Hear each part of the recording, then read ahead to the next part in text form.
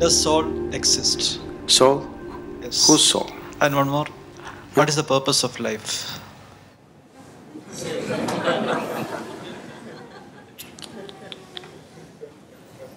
You're just asking very big questions without understanding the significance of the question. See, when you ask, does soul exist, you're not talking about an academic subject. You're asking, what is the nature of who I am? Or you're saying, I don't know a damn thing about myself, please tell me. Yes? Isn't it?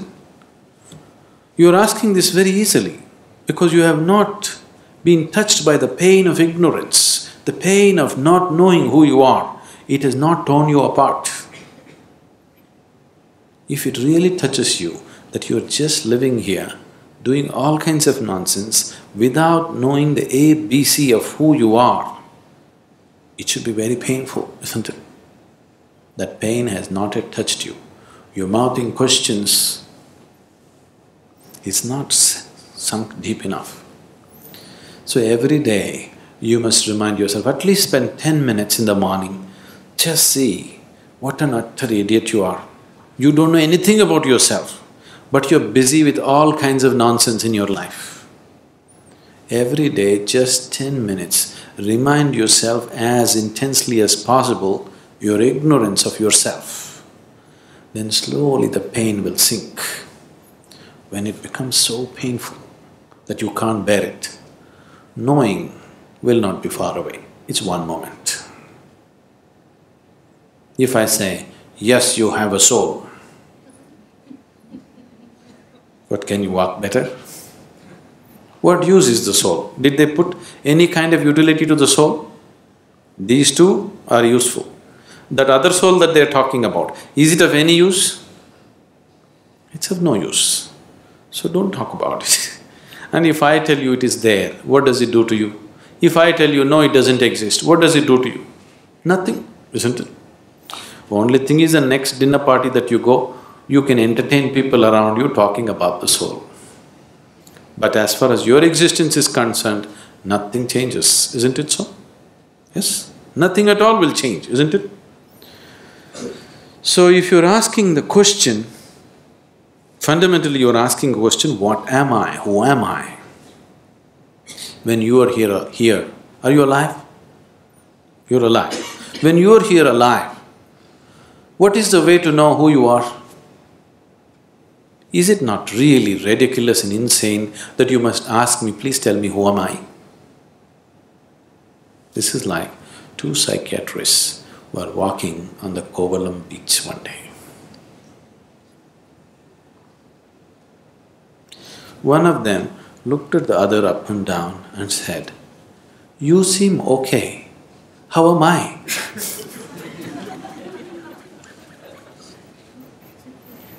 This is just like that, isn't it?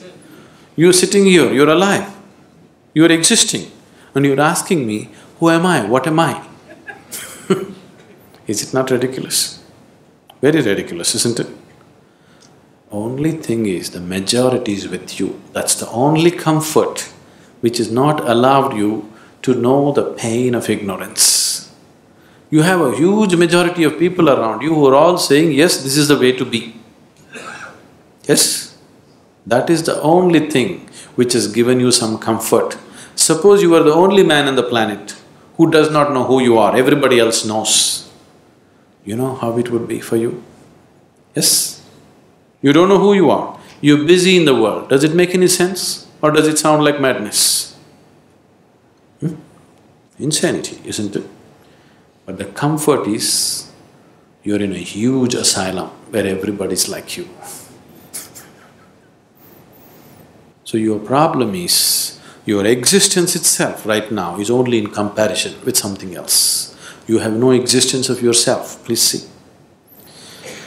Right now, if you don't have something that everybody has nose.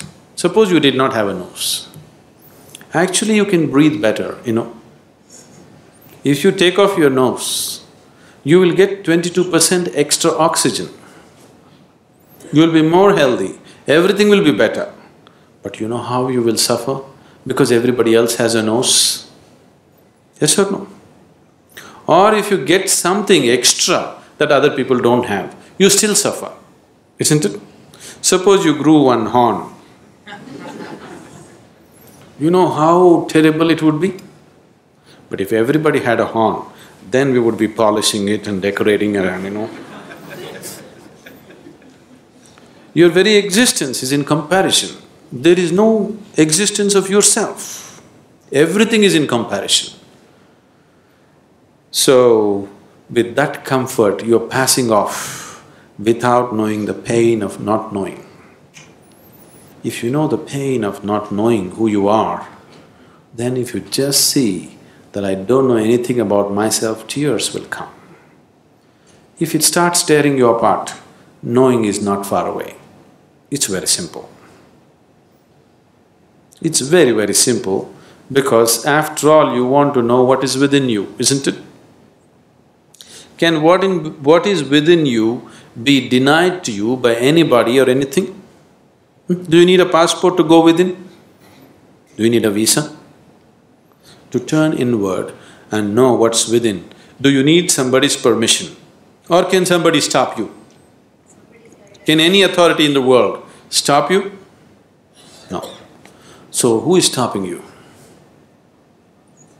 Who could be stopping you? Only yourself. Nobody else but yourself. Nobody else is capable of stopping you, isn't it? So why are you stopping yourself? Simply because you made your whole existence outside of yourself. Your very existence is only in comparison with somebody. Because this has happened to you simply because the very nature of sense organs is like this. Because your experience of life is limited to sense perception, that is the reason why you are existing in comparison with somebody, not by yourself. Because sense organs are like this. If I touch this feels cool to me. This feels cool to me not because of the way the steel rod is, simply because of the way my body temperature is. If I lower my body temperature and touch this would be warm to me. Yes? Is it so? If I lower my body temperature to -100 and touch this would be red hot to me. Is it so? So your very basic experience of life, because it is limited to sense perception, everything is in comparison. So your very existence has become in comparison. If this has to change, philosophies and teachings are not going to change this fundamental reality. If your experience of life transcends the limitations of sense perception, suddenly everything is different. When we initiated you into Shambhavi, if you gave yourself to the process, it could easily take you beyond sense perception. Many of you going into moments where you are no more within your sense perception, something else is beginning to happen. Anything new happens, your mind is such, it knows only fear. Even if you walk into heaven, you will know only fear because it's something that you do not know. You have conditioned yourself like this. But if you allow it to happen, you will see, you will start experiencing a dimension which is beyond sense perception.